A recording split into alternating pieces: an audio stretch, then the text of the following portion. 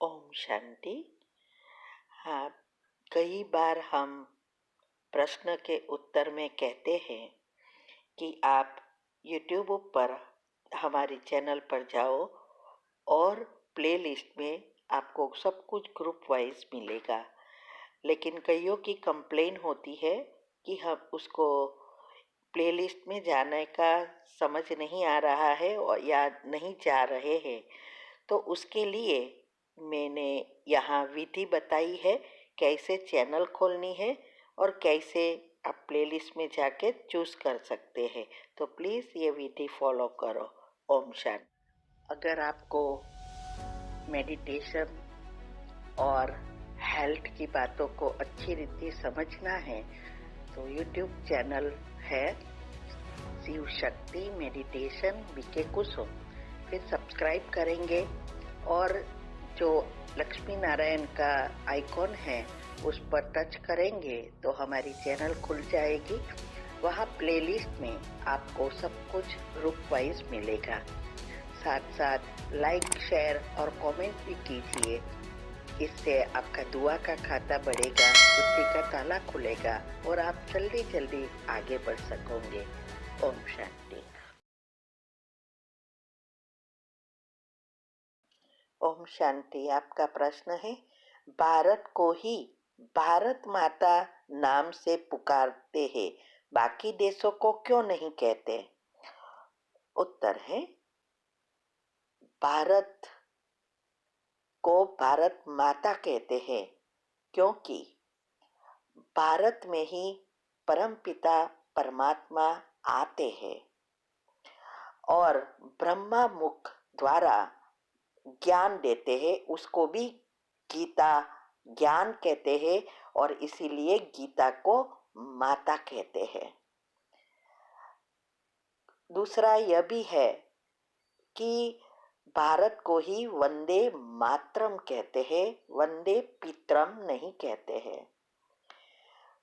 हम सब बाबा के बच्चे जानते हैं कि ब्रह्मा माना ब्रह्मांड की माँ, वो श्री कृष्ण की आत्मा जो इस सृष्टि पर नंबर 1 है, और ब्रह्मांड का बाप वो है परमपिता परमात्मा निराकार, सभी आत्माओं का बाप। ये दोनों की ही सारी कहानी है।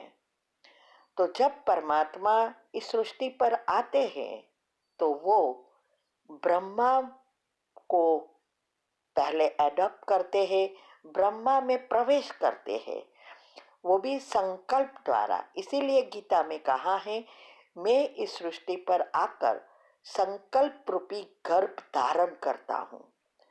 माना ब्रह्मा के मन के अंदर उसका मुख का आधार लेकर उसमें संकल्प रूपी बीज बोते हैं और इसीलिए ब्रह्मा को भी माँ कहा जाता है। शिव शक्ति, हमारी 3 नाड़ियां है, उसमें भी शिव और शक्ति है।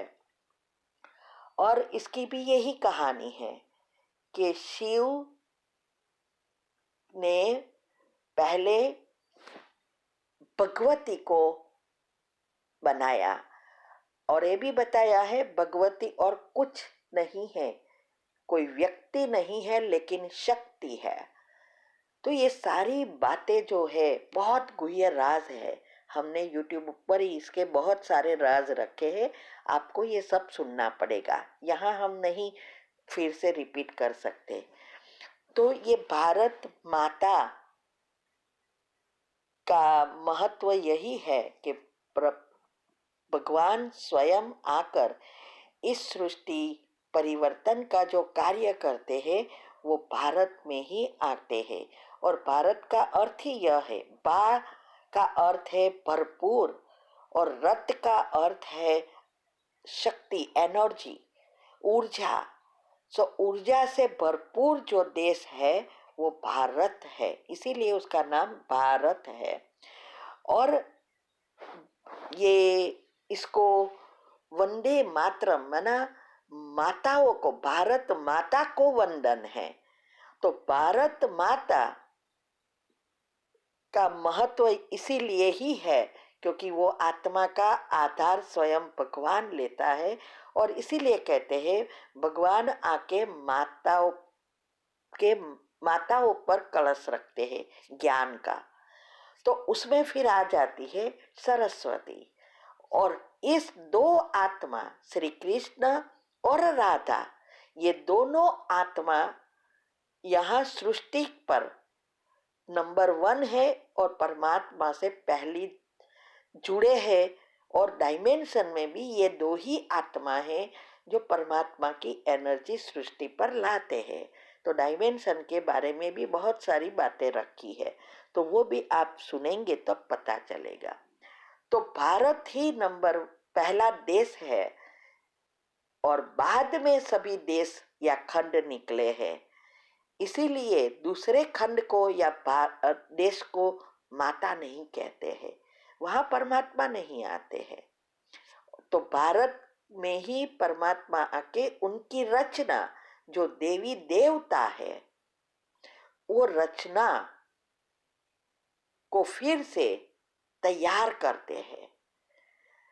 और फिर वो रचना देवी देवताएं जो है 9 लाख से 2 करोड़ और 2 करोड़ से 33 करोड़ और फिर 33 करोड़ से सारा विश्व की आत्माएं जुड़ती है, माना उनकी ही वंशज है। इसीलिए कुलदेवी, देवी और पितृ, ये तीनों का ही सारे जगह पर महत्व होता है। आजकल जन्माक्षर में भी इसी आत्माओं के श्राप बताते हैं, उसका भी बहुत महत्व है। ऐसे ही श्राप कोई नहीं देता है, ना तो माँ बाप देते हैं ना कुलदेवियाँ देती है, लेकिन वो हमारे कर्म के अनुसार जो अनजाने में हो जाता है उससे ही हमारे कड़े कर्म बनते हैं। उसका भी हमने राज यूट्यूब पर रखा है। तो ये सब बातों को जब आप अच्छी रीति सुनेंगे, पॉइंट लिखकर समझेंगे, बुद्धि में धारण करेंगे, तब ये राज समझ में आएगा। तो भारत माता का इसीलिए महत्व है। ओम शांति। आपका प्रश्न है डबल फॉरेनर्स कौन सी आत्मा को कहते हैं? उत्तर है फॉरेनर्स अर्थात हम सभी आत्माएं परम धाम से स्थूल सृष्टि पर आते हैं, तो हम आत्माएं फॉरेनर्स हो गई। और जो भारत में देवी देवताएं हैं वो आत्माएं दूसरे देश में जाती है काम अर्थ, जैसे हम यहाँ हैं ऐसे सभी आत्माएं कोने कोने में पहुंची है जो देवी देवता घराने की है। तो वो आत्माएं डबल फॉरेनर्स हो गई। एक तो परमधाम से भारत में आई, भारत में जन्म लिया और फिर वहां से दूसरे देश में गई, उनको डबल फॉरेनर्स कहा जाता है। ओम शांति। आपका प्रश्न है कोई आत्मा अगर हमारे सामने बहुत साफ सुथरा है, हमारी हितैषी बनती है और पीठ में पीछे चुगली करने का काम या हमारे बारे में उल्टी सीधी बातें करती है, तो क्या हमें उसे बता देना चाहिए कि हमने उनकी असलियत का पता चल गया है अब, या फिर चुपचाप उनसे अपना रास्ता बदल लेना चाहिए? क्योंकि जब सच का पता चलता है तो बहुत बुरा लगता है और मन करता है कि उनके सब बोल दूं। हमने उनकी असलियत का पता चल चुका है। उत्तर है देखो, उसको सामने बोल देना और मन में चलाते रहना वो तो दुनिया वाले का काम है, क्योंकि और ही आप पाप कर्म बना रहे हो। एक तो इसकी असलियत चली सामने आई तो आपके मन में यही सब बातें चलती होगी, तो एक और ही आप पाप कर्म उनसे बांध रहे हो। और दूसरा, जब आप उनको बोलेंगे तो बहुत सारी बातें बताएंगे, फिर उनका मन चलेगा और आपका मन भी चलता है और ही पाप कर्म बनेंगे। ये बहुत सूक्ष्म एनर्जी साइंस है। और बाबा ने कहा फुल स्टॉप लगाओ। तो सबसे श्रेष्ठ चीज यही है, जो बातें हमें पता चली पहले तो हमने सुनी क्यों, और सुनकर फिर फुल स्टॉप नहीं लगाया। इसीलिए आपके मन में ये सब बातें आ रही है कि मन ये करता है, मन ये करता है, बता दूं। तो देखो, हमारा ज्ञान कहता है, जो बाबा ने समझाया है कि हमें जिसके साथ हमें संबंध रखना है उनके साथ रखो, जिसके साथ प्रॉब्लम है उससे मुख मोड़ लो, बस फुल स्टॉप लगा दो, अपने आप को मोड़ो। और दूसरों को क्यों करना चाहते हो? इसीलिए रास्ता बदल देना ही सही ज्ञानी की निशानी है। और फुल स्टॉप लगाना, साक्षी रास्ता हो जाना, ये सब बहुत जरूरी है, वरना तीव्र पुरुषार्थी नहीं हो। त्रेता में कहा ना कहा अंत में आ सकेंगे, क्योंकि आप और ही नए पाप कर्म जितने बनाएंगे वो चुक तुक करने के बिना परम धाम तो जा ही नहीं सकेंगे। और जितने बाकी रह गए हैं कर्म, उसको भोगना, भोग कर चुकतू करना पड़ेगा, तो पद भी कम हो जाएगा। सोचो, ये ज्ञान को अच्छी रीति समझना है। ठीक है, तो फुल स्टॉप लगाना सीखो, अपने आप को मोड़ना सीखो, साक्षी दृष्टा हो जाओ। और इसके लिए हमने जो भी वीडियो 17 वीडियो तीव्र पुरुषार्थ ग्रुप में आती है, यूट्यूब पर भी ये कैसे हमें बाबा मदद करता है लौकिक जीवन में, वे भी वीडियो हमारी रखी है। ये सब बातों को अच्छी रीति समझना है, तब हम आगे बढ़ेंगे। वरना सिर्फ सुनने से क्या होगा? कुछ नहीं होगा। ठीक है। ओम शांति।